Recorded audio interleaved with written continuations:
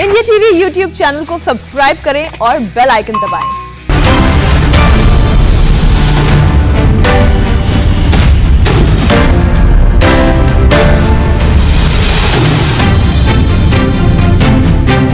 नमस्कार, मैं हूं अमित पाली। दोपहर के 12 बजने वाले हैं और मैं आपके सामने लेकर हाजिर हूं इलेक्शन का सबसे बड़ा शो, अब की बार किसकी सरकार। मैं आपको दिखाऊंगा यूपी पंजाब की हर वो खबर जिसका होगा 2022 के चुनाव पर असर। तो बिना देर के शुरुआत करते हैं आज की सबसे बड़ी 3 खबरों की।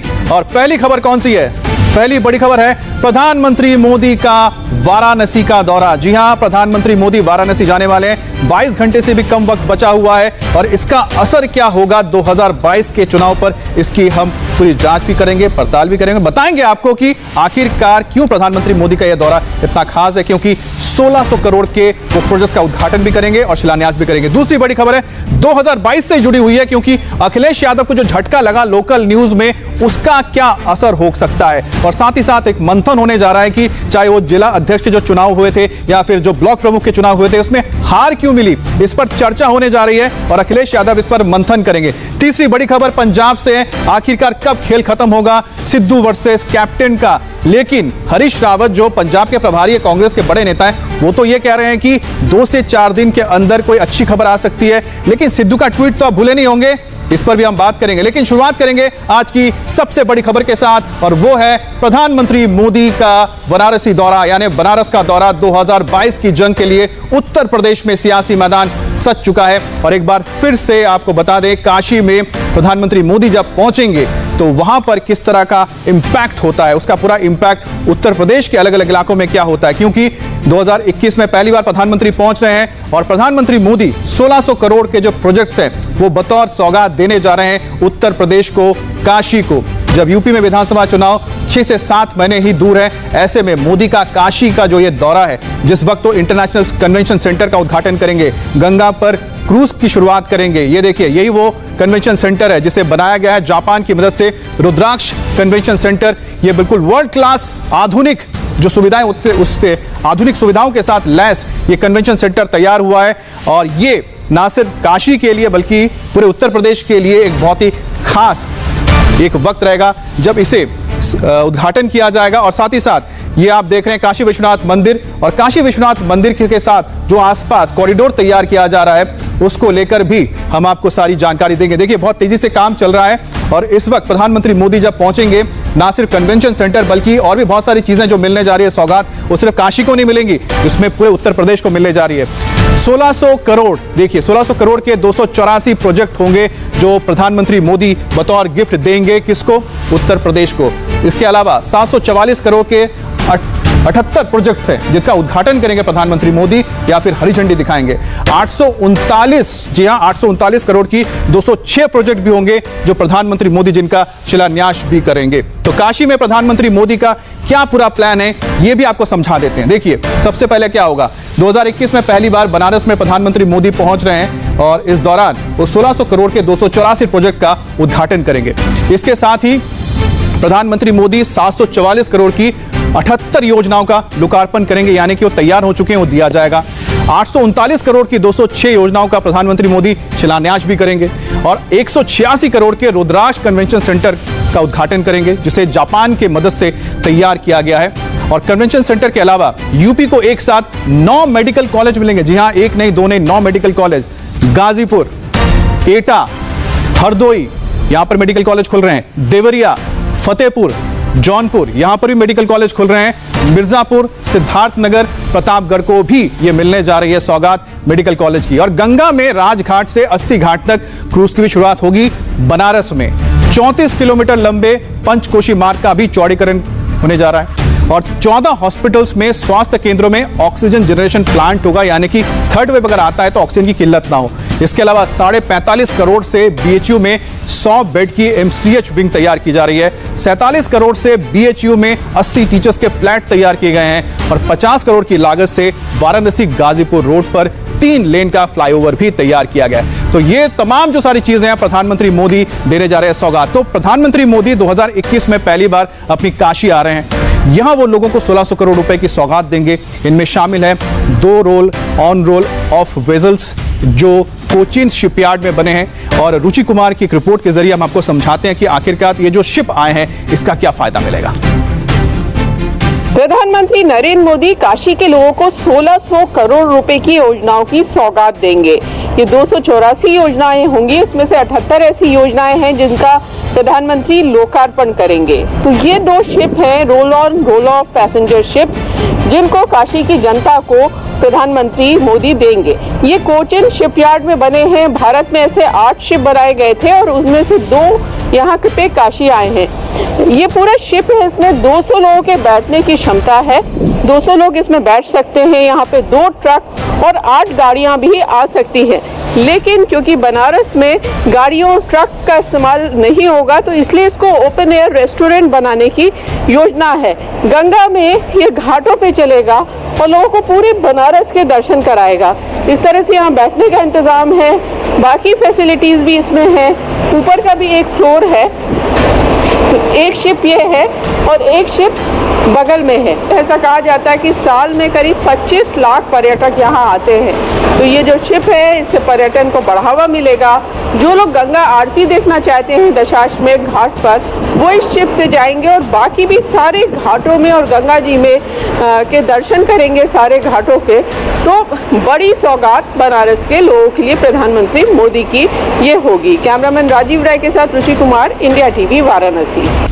तो ये शानदार शिप्स आपने देख लिए। मतलब कल जब प्रधानमंत्री मोदी काशी पहुंचेंगे तो बनारस का रंग रूप बदलने वाला है। 78 प्रोजेक्ट्स तैयार हो चुके हैं और उनमें से ही एक है काशी विश्वनाथ कॉरिडोर, जिसका करीब 60% काम पूरा हो गया है। काशी का ये काशी विश्वनाथ कॉरिडोर है जो प्रधानमंत्री नरेंद्र मोदी का ड्रीम प्रोजेक्ट है।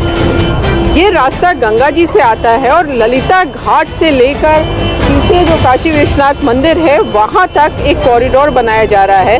करीब 600 करोड़ रुपए इस प्रोजेक्ट की लागत है। ये पूरा कॉरिडोर कितना सुंदर होगा, ये अभी बन रहा है। ये देखिए रेड सैंडस्टोन से बनाया जा रहा है और ये पीछे जो है ये मेन गेट होगा मंदिर में आने का। सामने वहाँ पे गंगा जी बहती हैं और वो ललिता घाट है। वहाँ से पूरा कॉरिडोर होगा और जो श्रद्धालु होंगे वो गंगा जी में डुबकी लगाएंगे और गंगा जी से ही यहाँ पे दर्शन भी कर लेंगे, यहाँ चल कर आएंगे। तो इस तरह से खूबसूरत ये कॉरिडोर बन रहा है। इसमें दूधिया मार्बल भी लगाया जा रहा है। बहुत जोर शोर से काम चल रहा है और उम्मीद है कि ये नवंबर तक पूरा हो जाएगा। ये पूरे देखिए गलियारे इस तरह से बनाए जा रहे हैं। इस मंदिर में एक गेट आपको ये दिखाई देगा और इस कॉरिडोर को बनाने के लिए यहाँ 300 घरों को एक्वायर किया गया और उनको पैसा दिया गया। पत्थर में नक्काशी का काम यहाँ पे चल रहा है और इस कॉरिडोर में लाइब्रेरी होगी, सांस्कृतिक सेंटर होगा, गेस्ट हाउस होगा, यज्ञशाला होगी और जो तीर्थयात्री आएंगे उनके रुकने का इंतजाम होगा। तो बहुत बड़ा मैदान यहाँ पर सामने अब दिखाई दे रहा है। तो जो श्रद्धालुओं को दिक्कत होती थी वो दिक्कत अब खत्म हो जाएगी और गंगा जी में डुबकी लगाएंगे और आकर सीधे यहाँ पे दर्शन कर लेंगे। और हमसे जुड़ गए हैं रुचि कुमार, उनसे बात करते हैं, जानते हैं कि आखिरकार जो ये हम तस्वीरें देख रहे हैं इसका इंपैक्ट क्या हुआ। रुचि, वो तस्वीरें हमने देखी जिसमें काशी विश्वनाथ कॉरिडोर सबसे ज्यादा प्रभावित करता है, क्योंकि मैं जब कई साल पहले वहां गया था तो छोटी तंग गलियां नजर आती थी, आसपास कुछ और नजर नहीं आता था, लेकिन अब तो लग रहा है बिल्कुल भव्य कुछ वहां पर तैयार हो रहा है। इसका इंपैक्ट क्या होने जा रहा है 2022 में? देखिए, ऐसा है कि 2014 में प्रधानमंत्री मोदी जब प्रधानमंत्री नहीं थे तो वो यहाँ पर आए और यहाँ से चुनाव लड़ा काशी से। तो तभी से उसके बाद प्रधानमंत्री हो गए, दोबारा प्रधानमंत्री हुए, तो काशी से उनका खास लगाव है। कई तरह की योजनाएं यहाँ पर चल रही हैं जो प्रधानमंत्री मोदी जिसका जैसा आपने बताया कि लोकार्पण और शिलान्यास करने आ रहे हैं। तो काशी में जो उनका काम है वो चुनाव में उसका इतना मतलब होता है, लेकिन यहाँ के लोगों को एक अलग तरह का लगाव है प्रधानमंत्री मोदी से। तो जो काम हो रहा है, जाहिर है कि अगले साल चुनाव है तो उसका असर जनता पे पड़ेगा और सिर्फ यहाँ नहीं आसपास के जिलों पे भी पड़ेगा, क्योंकि पूर्वांचल में करीब 100 सीट्स हैं जिस पर इसका असर पड़ने की उम्मीद है। और क्योंकि अब चुनाव आ रहे हैं तो ऐसा कहा जा रहा है कि प्रधानमंत्री मोदी करीब हर महीने एक बार उत्तर प्रदेश जरूर आएंगे और अलग अलग इलाकों में उनकी सभाएं होंगी। तो जाहिर है कि बीजेपी का निशाना 2022 का विधानसभा चुनाव है और प्रधानमंत्री मोदी जहां भी जाएंगे, जब चुनाव आता है तो हर जो उम्मीदवार होता है वो चाहता है कि प्रधानमंत्री मोदी उसके यहाँ आए और सभा करें, क्योंकि उनके आने से वोट आते हैं।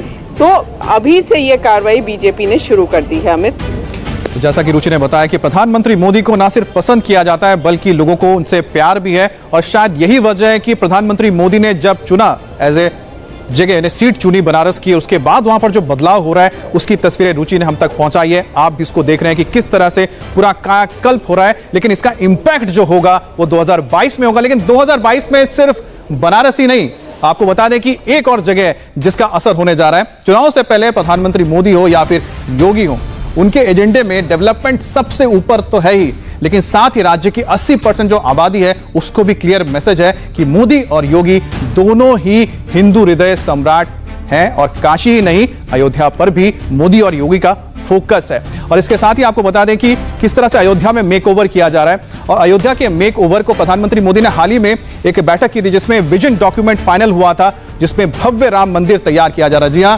भव्य राम मंदिर तैयार हो रहा है, जिसका काम भी शुरू हो चुका है। इसके अलावा 30 साल का एक प्लान तैयार किया गया है, जिसके तहत वहां पर अलग अलग चीजें बनाई जाएंगी, जैसे कि हेरिटेज सिटी होगा, स्मार्ट सिटी वहां पर तैयार किया जाएगा। करीब 20,000 करोड़ रुपए की लागत से इस प्रोजेक्ट को तैयार किया जा रहा है। अयोध्या का अपना इंटरनेशनल एयरपोर्ट भी होगा। जी हां, अपना एयरपोर्ट होगा, और अयोध्या को चारों दिशा से हाईवे से जोड़ दिया जाएगा।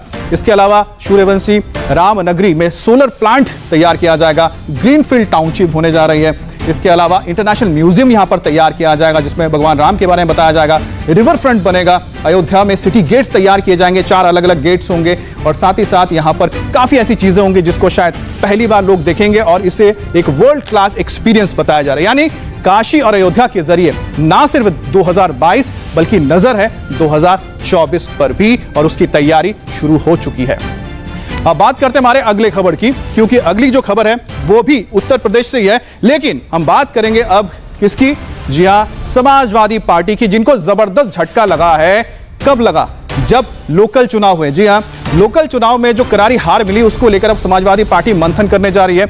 आज अहम बैठक होगी, और इस बैठक में यह देखा जाएगा कि आखिरकार जो लोकल चुनाव हुए थे, चाहे वो जिला अध्यक्ष के चुनाव हो या फिर ब्लॉक प्रमुख के चुनाव हो, क्यों पार्टी हार गई, जिसमें अखिलेश यादव होंगे, रामगोपाल यादव इसमें शामिल होंगे। इसके अलावा इसमें समाजवादी पार्टी के अध्यक्ष नरेश उत्तम, एसपी के 46 एमएलए भी बैठक में शामिल होंगे हमारे साथ। आपको बता दें कि कुछ देर में इस बारे में और जानकारी के लिए मेरे सहयोगी भी जुड़ जाएंगे, लेकिन विशाल प्रताप की एक रिपोर्ट आपको दिखा देते हैं, जिसमें उन्होंने सारी डिटेल बताई कि आखिरकार ये जो बैठक है इंपॉर्टेंट क्यों है इतनी आज।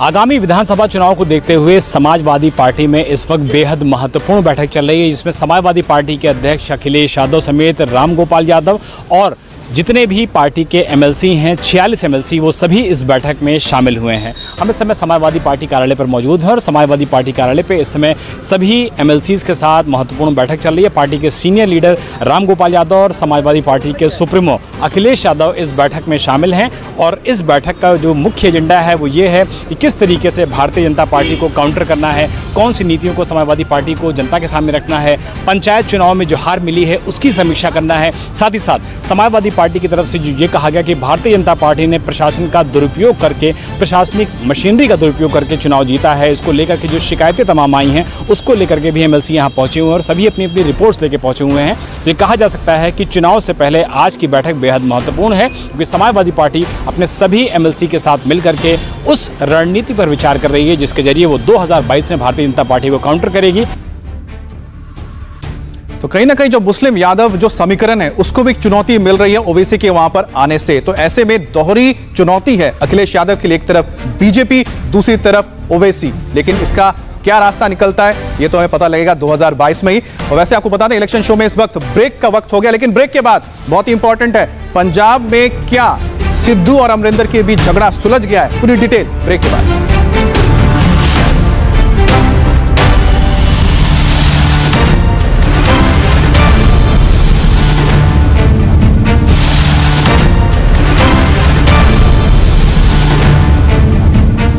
और इस वक्त की बड़ी खबर, प्रधानमंत्री आवास 7 लोक कल्याण मार्ग पर केंद्रीय कैबिनेट की बैठक चल रही है। लगभग 1 साल बाद कैबिनेट की यह बैठक वर्चुअली नहीं बल्कि आमने सामने बैठकर हो रही है।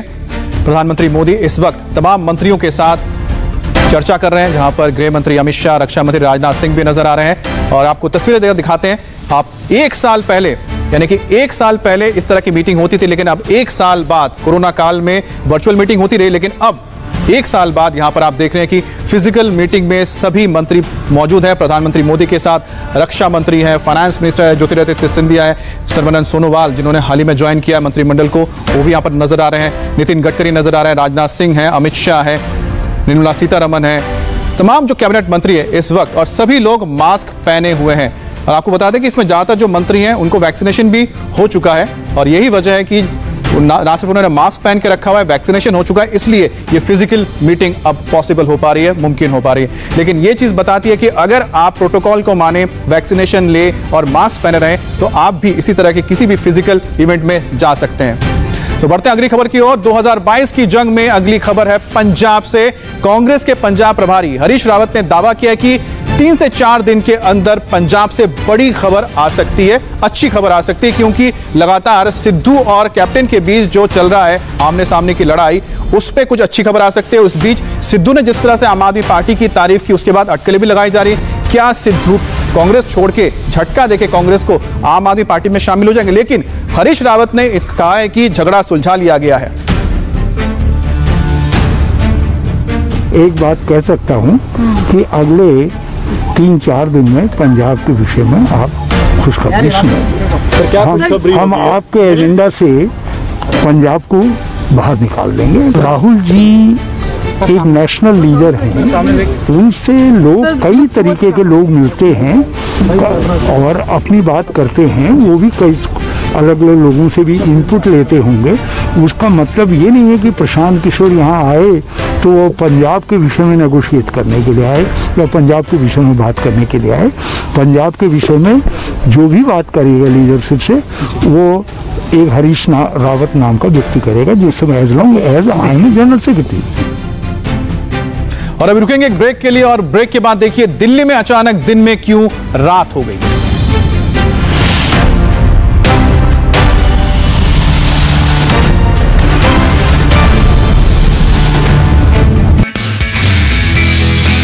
नमस्ते, मैं हूं मीनाक्षी जोशी। वीडियो और खबरों से अपडेट रहने के लिए India TV YouTube channel subscribe करें, बेल आइकन दबाना ना भूलें। जुड़े रहें इंडिया टीवी के साथ।